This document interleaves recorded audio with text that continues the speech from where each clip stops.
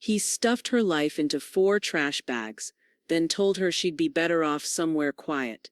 Elaine Rowe, retired archivist and widow, didn't scream. Her son Jared stood smug on the porch, flanked by the woman who helped erase 30 years of memories with a paint swatch and a silent nod. By the time he needed her for a loan, a job reference, a signature, her name was already locked behind encryption and court orders. They thought they'd evicted her with trash bags, but she walked away holding the only thing they never saw coming, the records. And when the fight came to court, paper didn't forget. Before we begin, may I ask, where in this big beautiful world are you listening from? It's always a quiet honor to know who's sharing this space. Drop it in the comments, and don't forget to subscribe. The milk was still cold in the passenger seat when Elaine turned into the driveway and saw the bags. 4 black trash bags, knotted tight and slumped on the porch like refuse waiting for pickup. The kind of bags you used for yard clippings, not photographs. Her breath caught. Not because she didn't expect something. Jared had been colder than usual for weeks, but because even now, even here, a part of her still believed in decency. That belief died in the next 10 seconds. Jared stepped out from behind the screen door, arms crossed over a faded Stanford hoodie, eyes unreadable. "We need space," he said. "No hello, no pretense. You'll be better off somewhere quiet." Elaine didn't answer. She kept both hands on the steering wheel, knuckles whitening as she processed the scene. Her grocery bag leaned against her hip, pressed between her and the door. Inside were 3 bananas, a loaf of rye, and a jar of orange marmalade, things she'd bought thinking of breakfast tomorrow. "I boxed up what was yours," Jared added, gesturing lazily to the porch. "Clothes, books, old paperwork. You always said you hated clutter." A flicker of movement in the front window caught her eye. Stacy, pale arms folded tight over her chest, like someone watching a funeral procession from a safe distance. She didn't wave, just stood there. Elaine stepped out of the car slowly, her flats crunching on the gravel. She didn't say a word as she moved to the porch and crouched by the bags. One tore slightly when she touched it. Inside, the corner of her wedding album poked through. She saw a bent photo of herself in a pale yellow dress, the wind lifting her late husband's tie, the 2 of them laughing beside a lake. She pressed the photo back into the bag, gently, as if it were still alive. "You didn't have to do it this way," she said quietly. Jared shrugged. "It's not personal, Mom. We just need the room." "You mean Stacy needs it?" Another shrug. "We've talked about this. You need care, structure, that kind of thing. We've been looking into communities." "I went out for milk, Jared. You didn't even wait for me to come home." His mouth twitched, but he didn't argue. Instead, he stepped aside, like a doorman, like she wasn't his mother but a tenant whose lease had just expired. Elaine scanned the bags again, each of them sagging at the seams, anonymous. No labels, just plastic filled with 30 years of a life folded and tied by hands that didn't even bother asking what mattered. A dry breeze stirred the edge of one, and she smelled fabric softener mixed with dust. "I'm not taking those," she said calmly. Jared raised his eyebrows. "Then they'll be donated." "Fine," she said. "Donate them." Stacy had moved closer to the glass now, her silhouette just behind the curtain. Elaine met her eyes through the screen and held the stare for 5 long seconds. Then she turned back toward the car and walked around to the trunk. The latch clicked open with a metallic cough. Inside, nestled between her emergency blanket and a toolkit, sat one sealed gray plastic box, heavier than it looked, scuffed at the corners. Jared hadn't touched it. Maybe he didn't even notice it had been there all along. Elaine lifted the box, setting it gently beside the grocery bag on the passenger seat. She closed the trunk with finality, climbed into the car and started the engine. "Where will you go?" Jared asked. Not concerned, curious. Elaine didn't answer. She just backed down the driveway, slow and smooth, like someone driving away from a sale that went badly. Her eyes never left the road. She didn't glance at the bags. Not once. Inside the sealed box was everything he'd never think to look for. As she turned out of the cul-de-sac and past Mabel's weathered mailbox 2 doors down, Her hands gripped the wheel tighter. The house in her rearview mirror shrank to a shell of its former self, empty despite all its new space. And then a twist of silence. Not rage, not tears, resolve. Elaine didn't cry. She didn't break. She drove away without flinching, the box beside her like a co-pilot.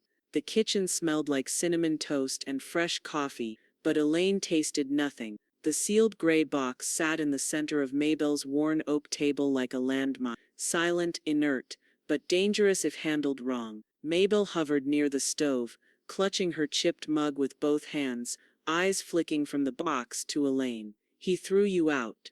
Elaine took a slow breath and rested her palms on the cool plastic lid. "He thinks he did."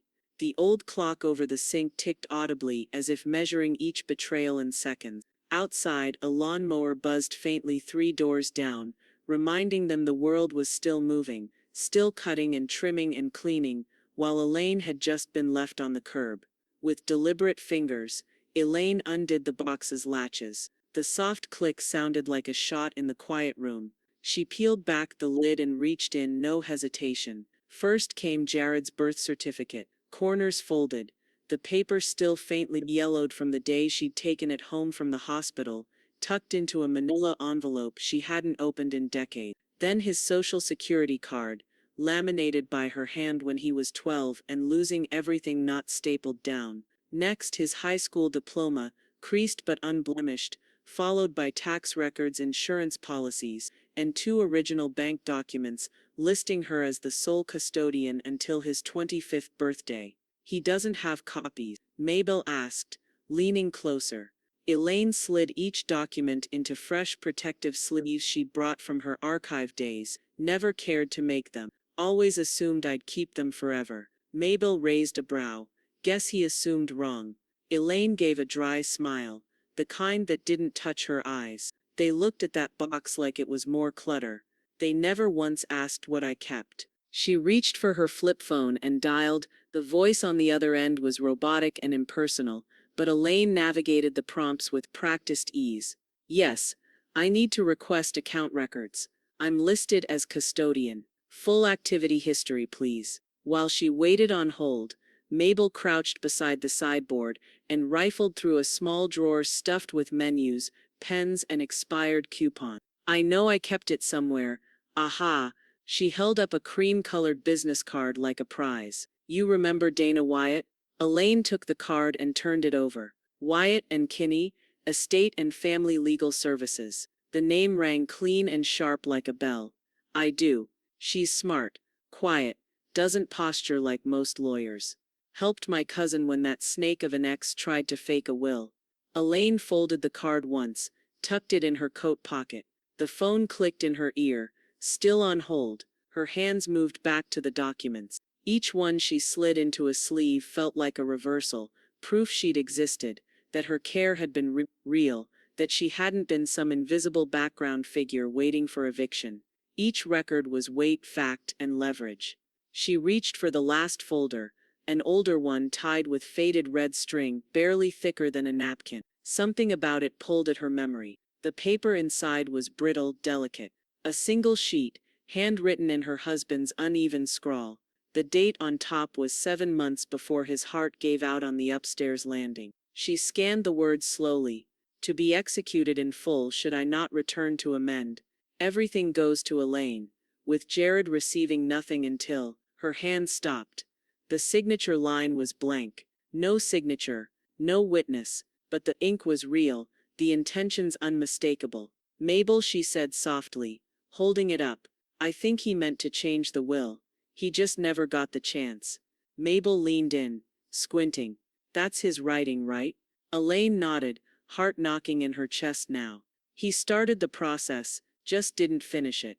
Mabel straightened, face sharpening. "Then maybe it's not finished now, either." Elaine tucked the trust draft into a new sleeve, this one harder plastic with a snap seal. Her hands were shaking, but not from fear. The carpet in Dana Wyatt's office muffled footsteps, but not truth. Elaine walked in holding the trust draft like a live wire, each fold of the plastic sleeve crisp in her grip.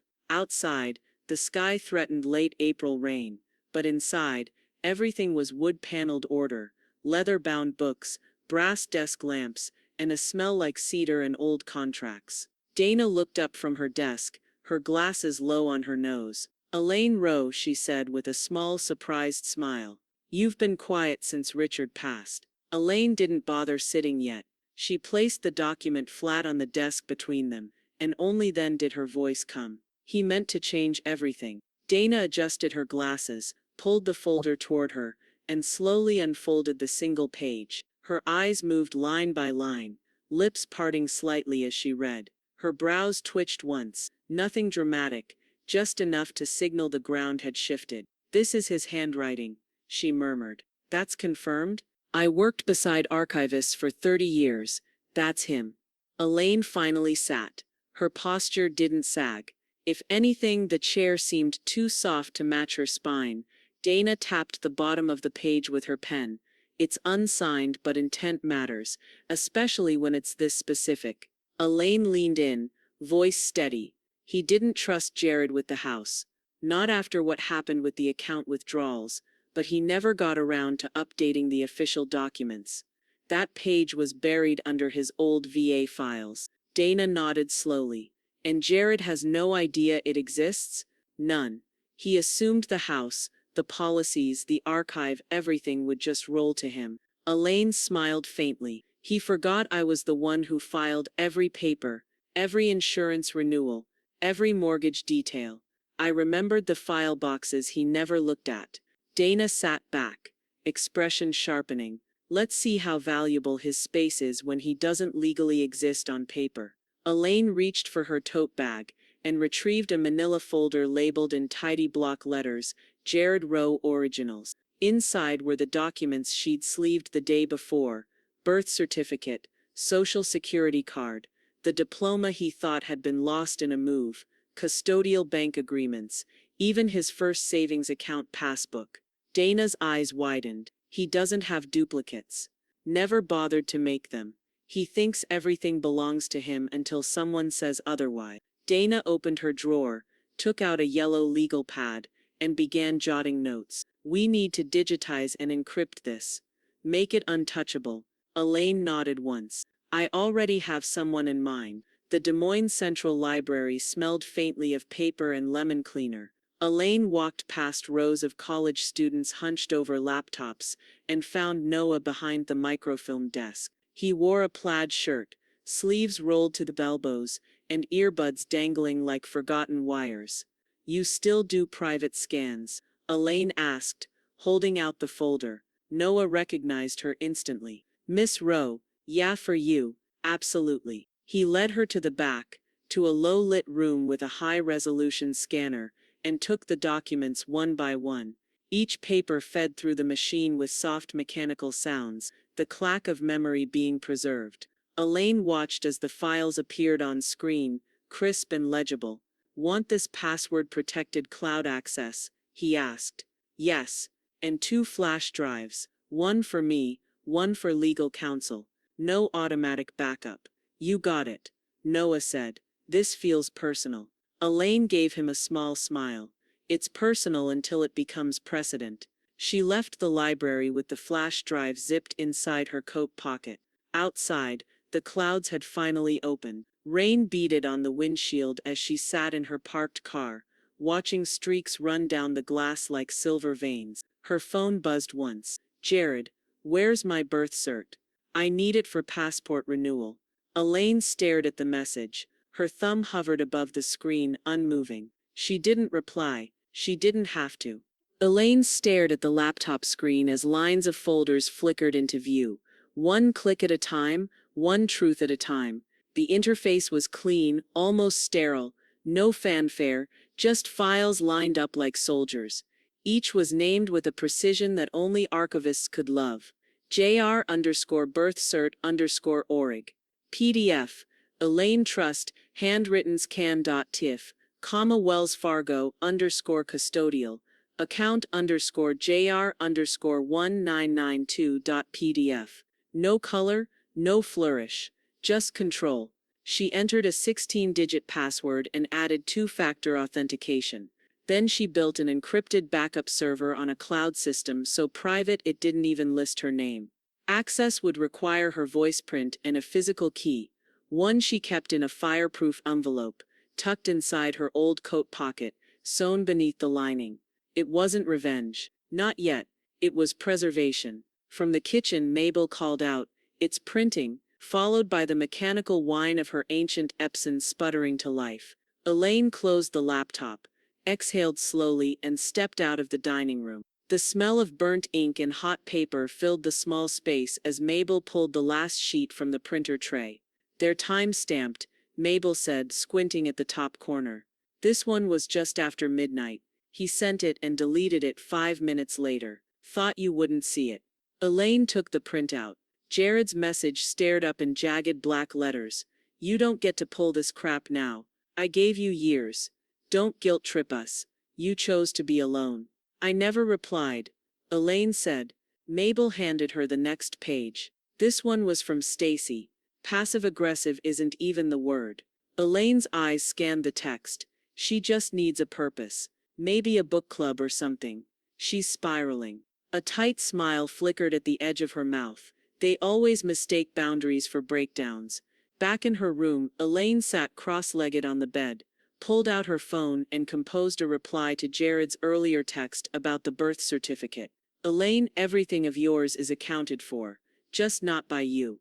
She hit send, then deleted the message thread entirely. By Friday afternoon, Dana had finalized the updated version of Elaine's will. The two women sat across from each other in the firm's smaller conference room, the table blank except for a thick stack of pages and a fountain pen resting on top. "Are you sure about this?" Dana asked. "You're leaving the paper archive to the Des Moines Public Library Trust. No fallback. No next of kin." Elaine nodded. "I don't want it to become another asset he claims by proximity. Let it belong to Iowa. To anyone who remembers how to read a record before they erase one." Dana's eyes softened, but she said nothing else. Just slid the pen across the table. Elaine signed. That night, Mabel scrolled through her phone while they split a bowl of peach cobbler in the living room. "Stacy just posted on Facebook," she said, holding the screen out. "Listen to this, we're doing renovations, finally modernizing. It's time for a fresh chapter." Elaine didn't blink. "I wonder if they'll gut the study. That's where the real records lived. They'll paint it gray, toss in a ring light, and call it a guest bedroom." They both laughed. Short, sharp, tired laughs that ran deeper than the surface joke. The cobbler was sweet, but the air tasted faintly of something bitter. The next morning, an envelope from an unfamiliar address arrived in Mabel's mailbox. The return label was typed in blocky print, no handwriting. Elaine sliced it open with her letter opener, careful not to crease anything inside.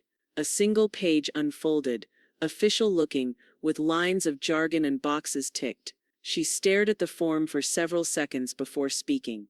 "Jared applied for a personal loan," she said quietly. "He listed me for identity verification." Mabel looked up from her crossword. "You mean without asking?" Elaine nodded slowly, fingers tightening around the paper. "Without consent." And for the first time since this began, something new curled in her chest. Not just hurt. Not just resolve. Fire. Elaine sat stiffly across from Dana, the scratch of pen on paper the only sound in the room. Outside the window, gray clouds pressed low against Des Moines like a ceiling that might finally crack. She held a printout of Jared's loan application, the one with her name typed neatly into the cosigner field. Not forged, just assumed, like she was a piece of property he could sign for. Dana capped her pen and slid the identity theft affidavit forward. "This becomes official the moment you sign it. The fraud division will flag the loan within 48 hours. You still want to move forward?" Elaine didn't hesitate. "Absolutely." She signed her name slowly, neatly, the same way she had on every field trip permission slip, every insurance form, every school enrollment packet when Jared was young. Only now she wasn't enabling. She was erasing his entitlement. Dana reviewed the completed form with one long sweep of her eyes. "I'll submit it today. Their underwriting team will freeze the loan and investigate the identity claim. He'll get the call by end of week. Elaine looked up, calm but steely. Good. Let him explain how he got a hold of my information when he hasn't spoken to me face to face in months. 2 days later, the voicemail arrived. Elaine stood in Mabel's hallway, one hand still dusted with flour from helping roll pie crust. The robotic voice crackled through the phone speaker. Hello, Mr. Rowe. This is Kayla with West River Credit. We've paused processing on your recent loan application due to a third-party fraud alert. Please contact us directly. Thank you. Mabel leaned over the counter, her face halfway between satisfaction and disbelief. He's gonna come unglued. Elaine didn't answer. She was too busy watching the dough collapse inward on itself as it softened in the heat. The next day, Stacy's voice rang through Facebook like a cracked bell. So sad. We were finalizing college fund details, and now everything's held up. Family should support each other, not sabotage them. Don't let bitterness ruin legacy. Elaine didn't comment, but she bookmarked the post. Instead, she walked into the First Farmers branch downtown, clean blazer zipped against the wind, and asked for a new account under her own name. Sole ownership. No prior linked users. She handed over her driver's license and handed the teller her fresh P.O. box address. And you'd like witnesses for this opening? The manager asked, glancing at the form. Yes. She nodded toward the back corner. Noah, wearing a pressed green shirt, gave her a quiet wave. Mabel, already seated, flipped through a small leather notebook. We're ready, she said. Elaine handed over the flash drive containing her financial documents, fully encrypted. Store a duplicate with the account's safe deposit permissions. Only I access it. Not even if someone calls pretending to be me. The manager nodded, understood. That night, Elaine disconnected the landline she'd had for over 25 years. The silence it left behind rang louder than its ringer ever had. Her new phone number wasn't listed. Her mail rerouted. Her accounts protected. But she knew the backlash was coming. The knock came like thunder. 3 quick, deliberate raps that rattled the glass pane of Mabel's front door. Elaine didn't flinch. She sat still, spine straight, tea untouched. Her eyes locked on the door, but her hands didn't move. Beside her, Mabel silently reached for her phone on the windowsill, swiped the camera open, and tilted it through the curtain's narrow slit. Jared stood on the porch, shoulders tight under a fitted jacket, face drawn and pale beneath the porch light. Not wild, not apologetic, just entitled. Like a man waiting for a door he believed should always open. He knocked like he owned something, Mabel muttered, voice low. He didn't. Elaine gave a single nod. Don't open it. They watched him shift his weight, glance over his shoulder, then knock again, louder this time. The kind of knock you used when you'd already decided how the conversation should end. I just want to talk, Jared called out. That's all. Elaine stood, walked to the center of the living room, and picked up the house phone. She dialed slowly, methodically. Wells Fargo's Fraud and Legacy Division didn't rush calls. Elaine waited on hold with the same composure she used to catalog archival newspapers. When the associate finally answered, she had every document ready, the account number, the original fund agreement, and the list of attached signatories. I'd like to remove Jared Rowe from access to the legacy account. Effective immediately. It was originally custodial under my late husband. Jared is no longer authorized. The line was quiet for a moment, then keys clicking. You're listed as the current primary on the fund, Miss Rowe. You're eligible to freeze it. Elaine's eyes never left the door. Jared was pacing now, muttering something to himself. Yes, she said, clearly. Freeze it. By Monday, Dana had already drafted the motion. Elaine met her in a back office at the courthouse, the unsigned trust carefully sealed in its archival slip between them. We'll submit this under Iowa's intent to execute clause, Dana explained. We've retained a handwriting expert. If we can validate it's your husband's script and prove intent, we can treat this as a draft will under judicial discretion. Elaine tapped the edge of the sleeve. He wrote it knowing it would protect me. He just didn't get the time to sign. Now we give him that time back. Dana filed the motion that afternoon. Elaine left the courthouse, with her coat drawn tight, and the wind dragging dry leaves across the pavement. That evening, Mabel scrolled her phone with her glasses pushed down her nose. "You want to hear something rich?" she asked. "Stacy sent me a DM." Elaine raised an eyebrow. "She hasn't spoken to me in weeks." Mabel read aloud, mimicking Stacy's tone perfectly. "We're not villains. She just wouldn't adapt. This was always meant to be a fresh start for all of us." She scoffed. "Like you were some overgrown wallpaper that didn't match their paint swatches." Elaine gave a dry laugh. "I adapted. Just not to their agenda." Later that night, in the quiet of her borrowed guest room, Elaine opened a locked file folder marked Emergency. Inside was a sheet with a single name at the top: Zoe Kerrigan, her niece, 27, paralegal in Sioux City. Raised by Elaine's sister, but always closest to Elaine during holidays and hard moments. The one who knew what Richard's voice sounded like, even 10 years after his passing. Elaine picked up the phone. Zoe answered on the second ring. "I need to name someone for emergency archive access," Elaine said. "If anything happens to me, you'll have access to everything. Digital, legal, personal." Zoe didn't hesitate. "Say no more. I've got you." The next morning, Elaine's phone rang. Dana's name flashed on screen. Elaine stepped out onto the porch, the morning air sharp with the scent of cut grass and distant rain. Dana's voice came through steady, certain. "We won the validation. The court accepted the handwriting match.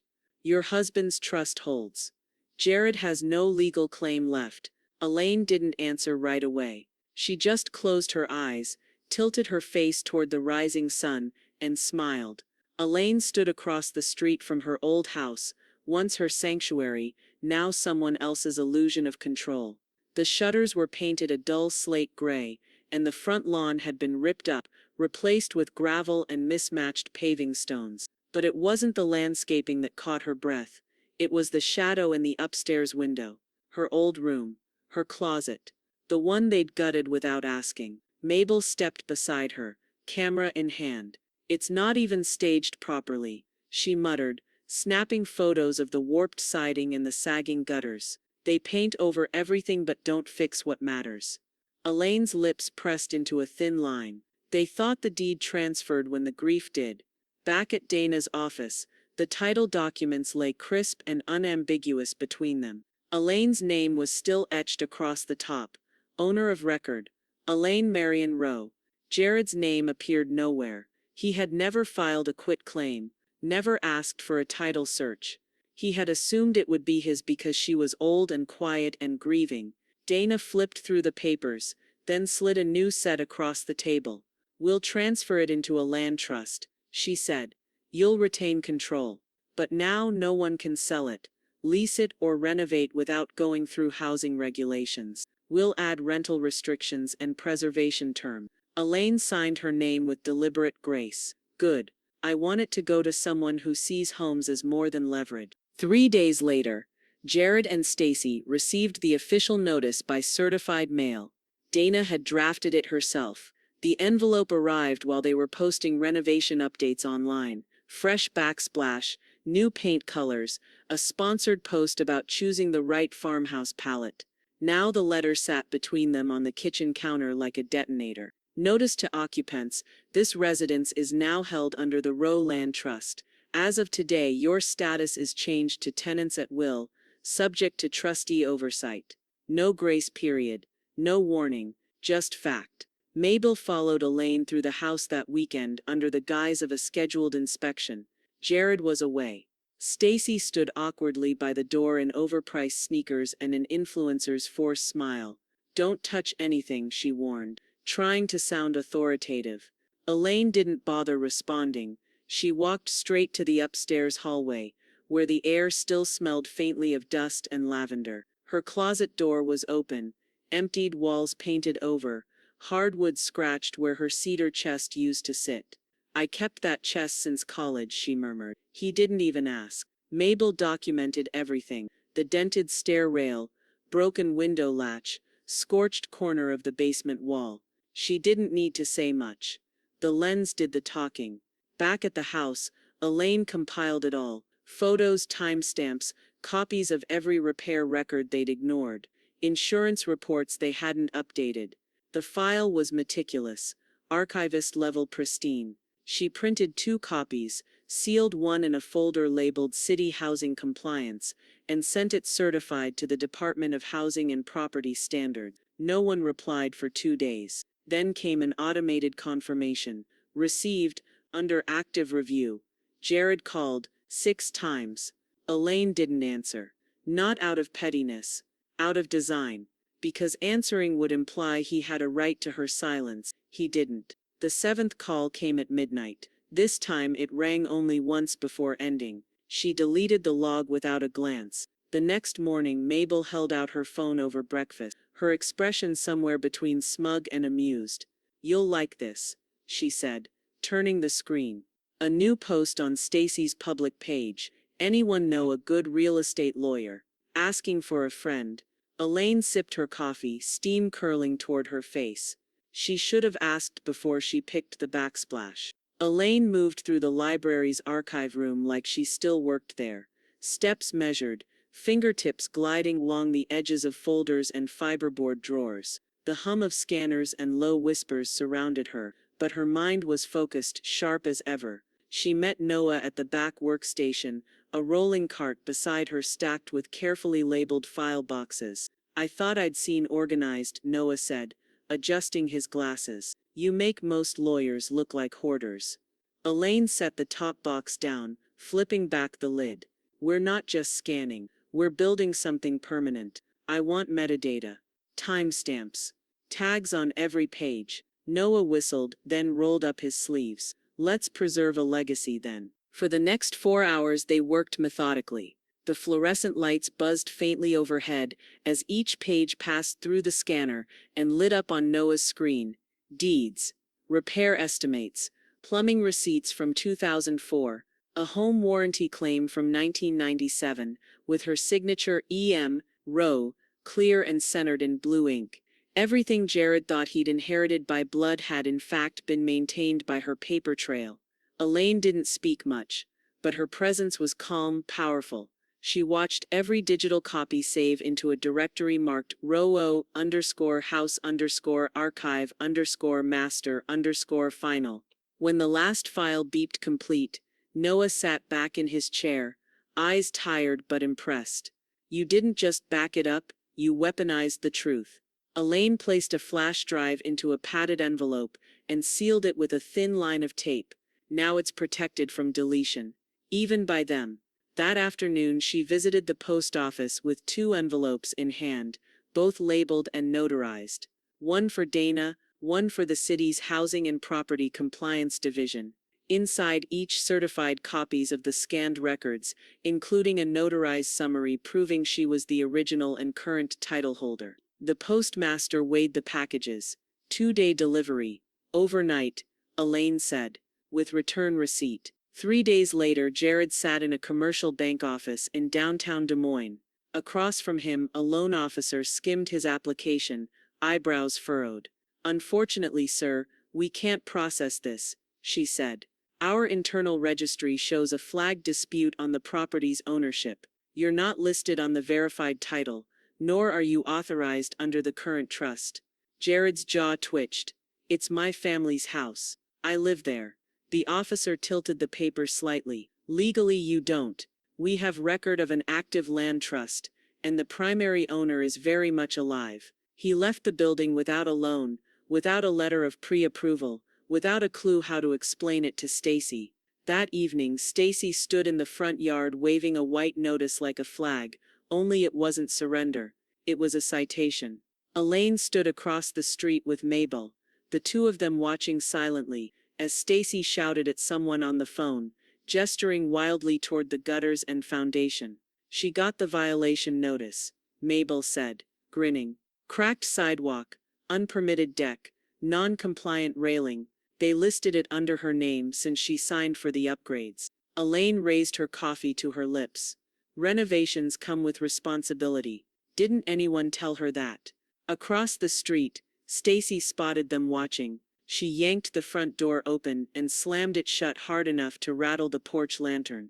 Elaine didn't blink. The next morning, the air was cool and damp with dew. Elaine took her morning walk alone, coat zipped to the collar, the soles of her shoes soft against the sidewalk. As she passed her old house, she noticed the blinds snap shut. A shadow moved behind them. Stacy, likely pacing again. Elaine didn't stop, didn't acknowledge the movement. She just kept walking, steady and silent, like she was passing through a memory that no longer claimed her. By midday, Mabel forwarded an email with no subject line and just a single sentence in the body. Thought you'd enjoy this. Elaine clicked the link. A Zillow listing. For rent, $2. 400 flash, month 3 beds. 2 baths. Modern updates. Charming neighborhood. Landlord will review applicants carefully. Elaine smiled. The listing was slick. Wide-angle photos made the kitchen look expansive. The lighting soft enough to hide the hairline cracks in the tile. Modern colonial charm, the description boasted. Perfect for working families. Quiet street, flexible lease terms. Elaine scrolled slowly, one finger poised like a surgeon's scalpel, dissecting the lies. The price was laughable. $2,400 a month in a neighborhood where that figure belonged to lakefront condos. Not a house with peeling eaves and 3 decades of foundation neglect. And yet, they were doing it, renting her home under their names, as if ownership were something you could fabricate with a listing fee. She closed the browser without flinching and picked up the phone. Dana's voice was calm but charged. We'll file a cease and desist this morning. Unauthorized rental on land trust property? That's a violation of at least 3 clauses in the agreement. I'll include a demand for immediate removal of the listing and any advertising connected to their names. Make it clear, Elaine said. They never had the right. Not even close. Already drafting, Dana replied. They won't see this one coming. Next, Elaine walked down to City Hall, the scent of damp brick and bureaucracy thick in the air. She filed a zoning violation complaint at the counter, backed by the Housing Trust designation, and Mabel's time-stamped screenshots of the live rental ad. The clerk's eyes widened slightly when she saw the documentation. They never submitted any rental permits? Elaine asked. The clerk shook her head. Not even a business license. If this was operating under the radar, they're liable for back fines. Elaine didn't smile. She just signed the complaint with smooth, practiced pressure. Then let them feel it. 2 days later, a city inspector knocked on Jared and Stacy's door. The conversation was short, pointed, and public. Neighbors watched from windows as citations were issued, and a bright orange stop order was posted on the front door. Someone, likely Stacy, ripped it down within the hour, but not before photos were taken. Jared tried calling again. First a voicemail, then a text. We didn't know you had this much legal ground. Elaine read it while slicing apples in Mabel's kitchen, the scent of cinnamon and butter warming the air. She texted back one line. You didn't think I needed a ground to stand on. Later that week, Elaine visited a small nonprofit that placed low-income families into stable long-term housing. She handed them a manila envelope, marked Row Land Trust, occupancy candidate recommendation. Inside was a cover letter, signed and notarized, naming a family she'd quietly come to know, a single mother with 2 kids currently living in a converted garage unit a few miles south. She works at the school cafeteria, Elaine explained. The daughter's in the reading program. They'd treat that house with more care than it's seen in 10 years. The caseworker looked through the file and nodded. If the eviction goes through, they'll have priority. Meanwhile, Jared's world was narrowing. Word had gotten out. Friends stopped liking Stacy's renovation posts. A neighbor blocked them on the Nextdoor app after hearing about the zoning violations, but none of that compared to what came next. Elaine was sipping tea when her new phone buzzed, an unknown number. She let it go to voicemail. A minute later, she checked the transcript. Hi, this is Claire from Beacon Tech HR. We're conducting a routine background verification for a pending executive contract with Jared Rowe. We just need to confirm the identity linkage with Miss Elaine Rowe, as listed on past documents. Elaine's heart slowed, not sped. She read it again, then a third time. She set the phone down, folded her hands in her lap, and stared out the window where the light fell in a soft arc across Mabel's peonies. He'd listed her, again, without permission, for a job. He needed her to exist. On paper, in the system. But she wasn't his crutch anymore. The moment Elaine opened the email from Beacon Tech's HR department, she felt the weight behind each line. The message was clinical, veiled in professional courtesy, but beneath the phrasing lay a presumption she would comply. She would, as always, co-sign her son's life like it was a utility bill. She read the key sentence 3 times. We're requesting formal confirmation of Jared Rowe's familial identity and related historical residency under your address as listed on previous federal filings. There was a link to a digital signature form. She didn't click it. Instead, she opened a blank Word document and began typing, slowly, carefully, to whom it may concern.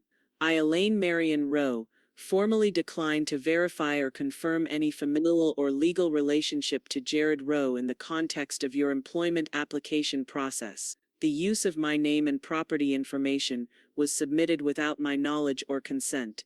There is an active record of identity misuse filed through legal counsel. Please update your records accordingly and withdraw my data from further use.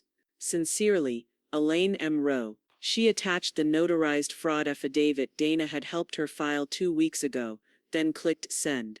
Then she sat back, folded her hands in her lap, and waited. By Friday morning, Jared's name was pulled from the onboarding tracker, his administrative access revoked, a quiet hold placed on his file, pending identity verification review. Elaine didn't need a news alert or an angry text to know. The silence itself was telling, but by noon it shattered. Her phone buzzed, caller ID unknown, voicemail transcribed mid-ring. You seriously can't let this go. It was just a form, just a stupid checkmark. Jared. Stacy meanwhile took a different route.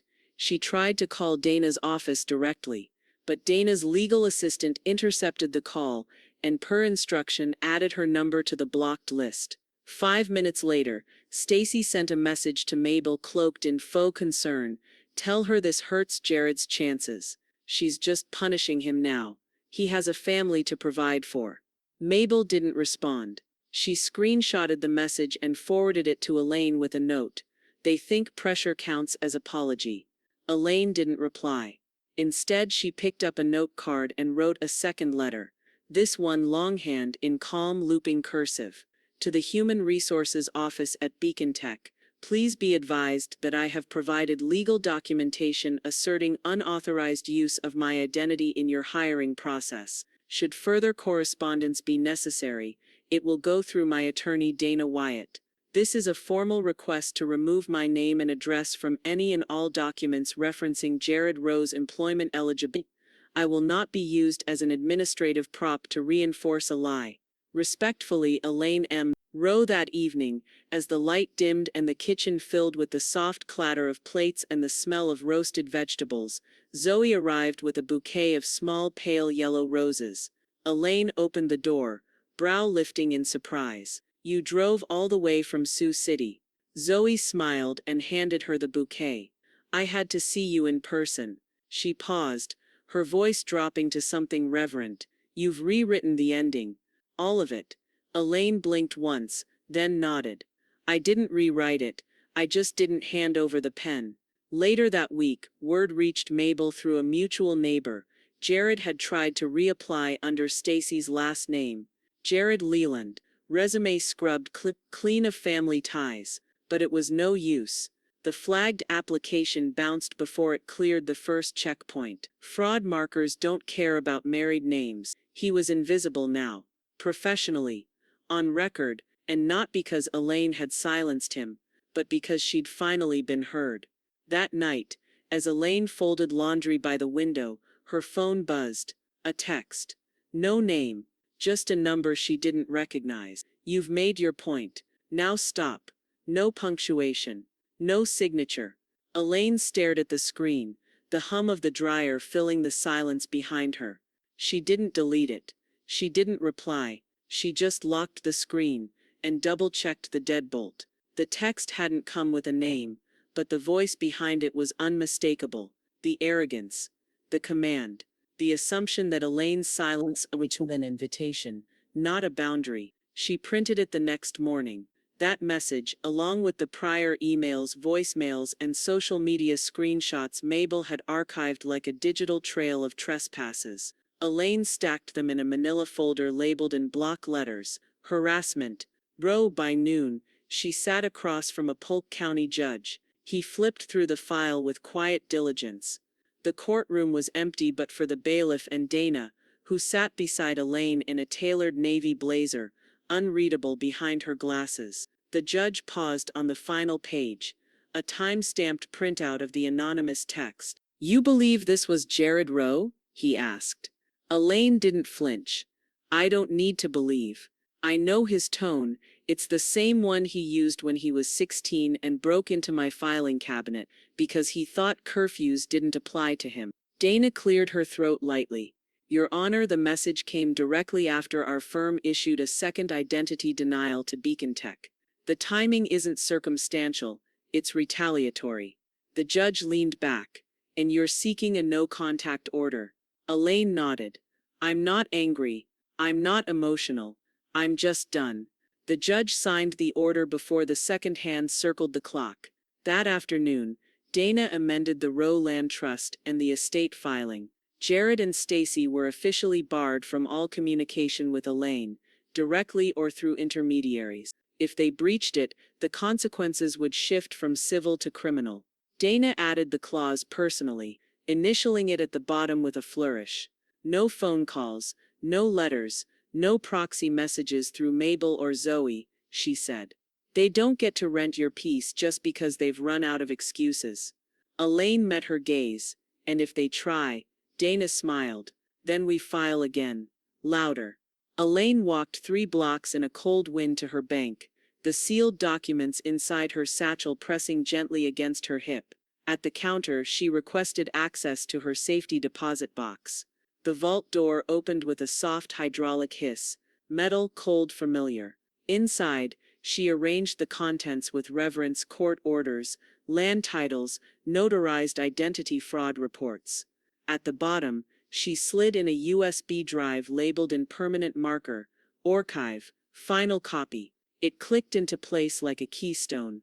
Back at Mabel's, the kitchen smelled of ink and toast. Mabel had converted the front coat closet into a makeshift mailroom, complete with a locking mailbox, a sliding tray, and a set of folders tagged Liwer, City Personal, and Archive Duplicate.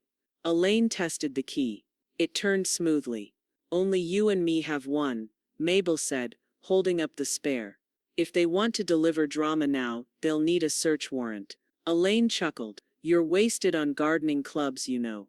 "I prefer guerrilla justice," Mabel replied, pouring tea into 2 chipped mugs. That evening, as the sun dipped low behind the trees, an email pinged in Elaine's inbox.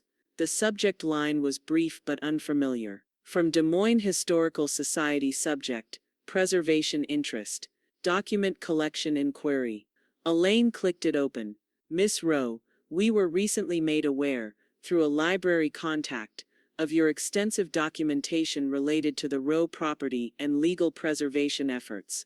We are curating a special exhibit on modern legal resilience and would be honored to discuss acquisition of your archive for permanent historical preservation. Your files have significance, and we'd like to give them a voice."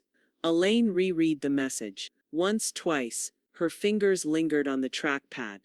They had tried to erase her. Now strangers wanted to enshrine her. 2 days later, a letter arrived from the city housing office. Elaine opened it slowly. The envelope thick and cream-colored, embossed with the city seal. Inside, a formal offer. The row house would be purchased by the city for transition into affordable housing. Elaine would retain trustee oversight, including final say on future tenants. She set the letter down on the table beside her tea. Ownership wasn't the victory. Control was. The pen didn't tremble in Elaine's hand. She signed the final page of the sale agreement with quiet certainty. each loop of her signature closing the door on a legacy others had mistaken for their entitlement. Across the conference table, the representative from the Des Moines Legacy Housing Foundation, an older woman in a linen blazer, slid the file into a leather case. "The trust will retain your oversight clause," she confirmed. "No tenants will move in without your approval." Elaine nodded. "I want the house to serve someone who needs it, not someone who decorates it for Instagram." The woman smiled. "You've made something permanent, Miss Rowe. That's rare." 2 days later, a courier delivered the eviction notice to Jared and Stacy, legally sealed, time-stamped, final. The paper was as cold as the silence that followed. They had 30 days. 30 days to pack up the backsplash, the Edison bulbs, the gold-toned drawer handles they thought made the house modern. 30 days to reckon with the fact that nothing in the foundation bore their name. Elaine didn't need to witness the moment they opened the envelope. She felt it like a dropped match in a closed room. She returned only once before the lock changed. The sky was overcast, the air thick with the threat of rain. A moving truck idled in the driveway, tailgate open, 2 workers lifting a faux leather couch she didn't recognize. A few mismatched chairs, a rack of coats, half-packed boxes labeled Stacy's office in thick pink Sharpie. Elaine stood across the street with Zoe beside her, both of them silent. No words necessary. Zoe raised her phone and snapped a single photo of the house framed between tree shutters slightly crooked, the porch railings still chipped from the winter Jared never repaired. "For history," Zoe murmured. Elaine's eyes didn't leave the front door. "Not mine anymore, just a house now." Inside the house, chaos hissed through every corner. Stacy paced the living room with a city official standing stone-faced by the fireplace. Her voice rose, sharp and cracking. "You can't just take our home. We live here. We improved it." The official, clipboard steady in hand, didn't blink. "You were legally tenants at will, Mrs. Rowe. The trust has exercised its rights under municipal code. I painted this place. I replaced the sink." Stacy shrieked. Outside, Elaine didn't look up. She could hear enough through the open windows. Mabel, leaning on her cane just to Elaine's left, let out a long breath. "You don't get to scream," she said, voice calm as steel, "when the silence was yours to begin with." By sundown, the truck was gone. So were Jared and Stacy. The house sat still, empty, echoing with nothing but the soft creak of wood adjusting to peace. Elaine walked past it one last time that evening. She didn't linger. She didn't peer in. She just walked with quiet purpose, her shoes brushing the sidewalk, her breath steady in the cool dusk. At home, a letter was waiting in her mailbox, thick, formal, and stamped with the seal of the Iowa State Historical Archive. She opened it at the kitchen table beneath warm yellow light. "Miss Rowe, we are pleased to inform you that your document submission has been accepted into the State Archive. Your collection, comprising personal legal filings, housing trust documentation, and municipal correspondence, will be permanently preserved as part of our exhibit on elder agency, homeownership rights, and private archival contribution. We would be honored to display your narrative as part of our legacy in paper exhibit next season. With respect, Elaine Garrison, lead archivist." Elaine folded the letter slowly, hands still and sure. They had tried to reduce her to nothing more than a forgotten room, but she had become something that couldn't be moved. They had once ripped apart her photo albums like clutter, torn pages, bent corners, a wedding day crumpled at the bottom of a trash bag, as if memory was disposable, as if her past had no weight. Now her memories lived in acid-free sleeves, labeled, time-stamped, and accessioned by the Iowa Women's Legacy Project. Elaine stood in the center of the exhibit hall, surrounded by soft lighting and glass cases. Her name was etched into a bronze plaque beside a rotating digital screen, Elaine M. Rowe, archivist of her own story. Visitors passed slowly through the space, pausing to read snippets of legal motions, correspondence excerpts, photos of her original filing system. One corner displayed a printout of the Zillow rental listing, annotated with red pen and the word "revoked" stamped across the bottom. Noah had printed it. He stood just off to the side, watching people take it in. I kept thinking I'd never get to work on something that mattered, he said. Turns out, I helped archive a revolution. Elaine smiled gently, still watching the screen. You helped prove that a paper trail can build a wall they can't climb. Jared and Stacy had left Iowa in silence. No posts, no goodbyes, just vanished in a rented SUV, their names blacklisted by lenders and leasing agencies alike. Mabel heard through the grapevine that they tried to secure housing in St. Louis, then Omaha. Each time the applications were denied, credit score flagged, identity discrepancies unresolved. They erased you from their lives, Mabel said one afternoon, folding laundry. But the erasure boomeranged. Elaine poured them both iced tea. They tried to cut me out of paper. I just made the paper sharper. By midsummer, Elaine's mailbox overflowed, not with bills but with letters, some typed, some handwritten in shaky script. Women from Ohio, a retired teacher in Vermont, a veteran's widow in Arizona. Each message bore the same rhythm. I thought I was alone. She read every single one. Some included photos of their own boxes, trust papers, eviction notices, grainy scans of old deeds they were fighting to reclaim. She created a new archive folder labeled Letters of the Silenced. The silence, it turned out, had been crowded all along. Dana called in late July. I just emailed you something, she said. Open it. Elaine clicked the link. A formal invite appeared on screen. The National Legal Autonomy and Rights Summit. A panel titled Paper Justice: How Documents Defend the Forgotten, keynote spot. Elaine asked, half smiling. They want you to speak to an audience of lawyers, advocates, housing officials. You'd open the summit. Dana's voice softened. They're not interested in your case, they're interested in you. Elaine leaned back in her chair, heart steady, lungs full. She'd never once thought of herself as a speaker, but she knew how to tell the truth. Then I'll speak. 2 days before the event, Noah showed up at Mabel's with a wrapped package in brown craft paper. He handed it to Elaine with a grin and ink-stained fingers. You said you wanted the archive to outlive you, he said. So I made sure it could survive a flood.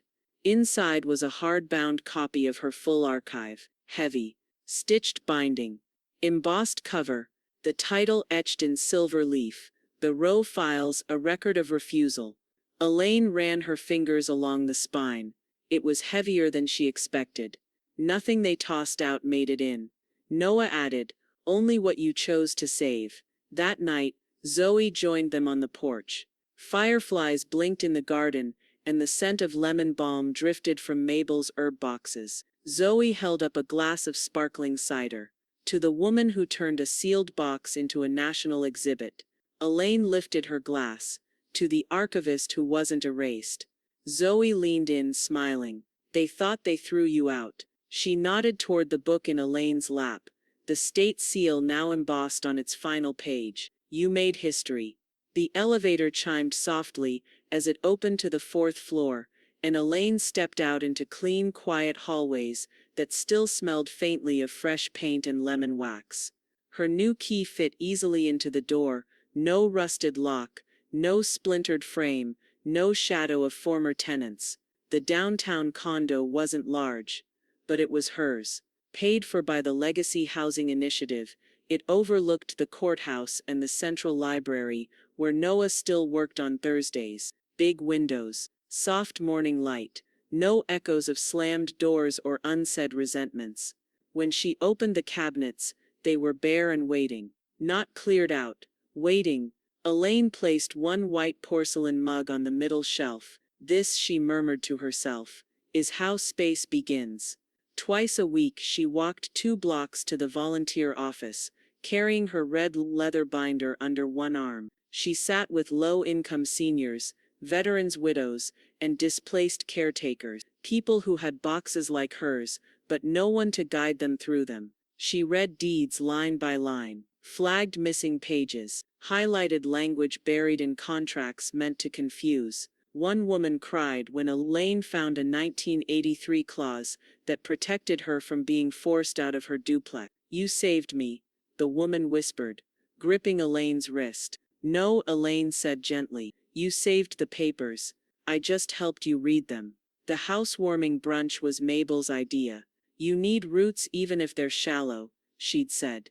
Mabel arrived with a crock pot of baked apple oatmeal, new folding chairs, and a vase of yellow lilies. Dana brought a lemon tart from a local bakery, and Zoe showed up last with a card that read, "A room of your own, a roof of your making." Elaine made a pot of strong coffee and laid out plates on a small reclaimed wood table. I wanted to wait until we were all together, Zoe said, unfolding a brochure from her bag. I've officially enrolled fall semester. Legal administration. Elaine blinked, smiling. At Drake, full ride. Cited my work with you as part of my statement. Dana raised her glass of cider.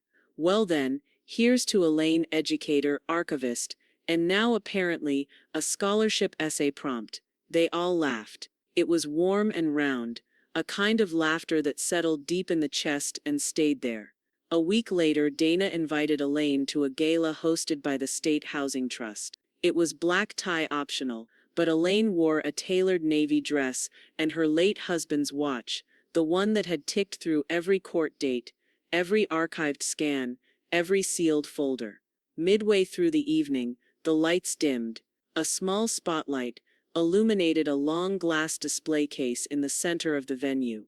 Inside, resting on a velvet backing, was the gray plastic box Elaine had once lifted from a porch filled with trash bags. A brass placard read, "Proof and Paper, The Story of Power," on loan from the Iowa Women's Legacy Collection. Dana leaned in and whispered, "I told them you'd never part with the box. They didn't ask. They just gave it a key card and its own display guard." Elaine stared through the glass, not with nostalgia, with awe. She hadn't just saved it. She had weaponized it, and now it spoke louder than she ever had. Later that night, after her shoes were off and the condo was dim and quiet, Elaine sat at her small desk flipping through postcards from the exhibit's opening. One buzz from her phone interrupted the silence. A new email. Subject line, "Would you speak to our law students?" She clicked it open. "Miss Rowe, I'm a professor at Drake Law School. Your archive was featured in our coursework on estate preservation and property rights. Our students would be honored if you'd speak about your experience, from personal erasure to legal reclamation. We think your story is the blueprint they've been missing." Elaine read it twice. Outside, the street lights buzzed. The city was quiet but never still. The room was silent when Elaine stepped up to the podium. Not out of boredom, but reverence. Every law student, professor and staff member in the Drake University auditorium sat still, pens down, phones tucked away, eyes forward. Behind her, a screen projected a single image, the gray box, the one Jared had left sitting next to trash bags like forgotten clutter. But here, under a spotlight and in front of future attorneys, it was sacred, preserved, powerful. Elaine rested her hands lightly on the wooden lectern, steady as always. The microphone caught her voice, not loud but precise. "I wasn't supposed to be here," she began. "Not in this room, not in this story. I was supposed to disappear quietly. That's how it's designed, isn't it? You raise a family. You love a house. Then one day, someone else decides your time is up, and they don't even ask if you've kept the paperwork." The room remained still. She lifted a folder from her satchel and held it up. "This is a certified copy of the first paper I pulled out of that box, Jared's birth certificate. He thought he owned the house. The truth was he hadn't owned his own name on paper for 20 years. A ripple of knowing moved across the front row. Elaine's eyes swept the crowd. "I didn't fight him with emotion. I didn't argue with memory. I fought with documents, with dates, with jurisdiction, and when he tried to erase me, I made my record louder." By the time she finished her talk, walking them through the court filings, the cease and desists, the restraining order, and the archive's final display, there wasn't a single person in their seat who looked the same as when she began. She ended with one sentence, "Paper doesn't forget. And neither should you." The standing ovation didn't come all at once. It built quietly, then all at once. A rising thunder of hands against palms, of future lawyers standing in respect, not for power, but for precision, for permanence. Elaine stepped down, not basking but resolved. Her voice might not have boomed, but her record had spoken for her. Afterward, the university archivist approached her with a soft manila envelope. "We've reserved a slot in the legal vault," he said. "You don't have to give us anything, just if you feel ready." Elaine reached into her satchel and withdrew an old folded document. Yellowed at the edges, her original will sat inside its brittle sleeve. "I'd like this to be archived," she said, "with one change." She scribbled a note across the top in sharp black ink, obsolete by choice. Then she handed it over. Later she and Mabel sat outside on a wooden bench just past the main quad. Leaves swirled in lazy spirals around their feet, the scent of fall thick in the air, burnt leaves, warm cider, distant tobacco from a professor's pipe. Elaine sipped from her cup slowly, savoring. "I still remember the day you showed up with that sealed box," Mabel said, rocking gently beside her. "I didn't know if you'd cry or set something on fire." Elaine smiled. "I did both, just slowly." Mabel chuckled. "Well, you wrote a better ending than most folks get." Elaine leaned back, staring up at the early evening sky. "No, I just made sure I was the one holding the pen." Her phone buzzed softly in her coat pocket. "Zoe." Elaine answered with a hum of recognition. "You're not going to believe this," Zoe said breathlessly. "We finalized the scholarship language. It's going live in the fall." Elaine's brow lifted. "The Legal Access Award." "Not anymore." Zoe paused. "It's now called the Elaine M. Rowe Legacy Scholarship. For elder rights law students. For those who protect stories before they're erased." Elaine blinked hard. A soft laugh caught in her throat. "You're sneaky," she said. "Nope," Zoe replied. "I'm archival." The sun dipped low, casting long shadows over the brick walkways. Elaine sat quietly, her cider cup warm in her hands. She didn't need the house anymore, or the porch, or the arguments. She had the record. "He dumped my life in trash bags, but I held the only thing that couldn't be thrown away, proof."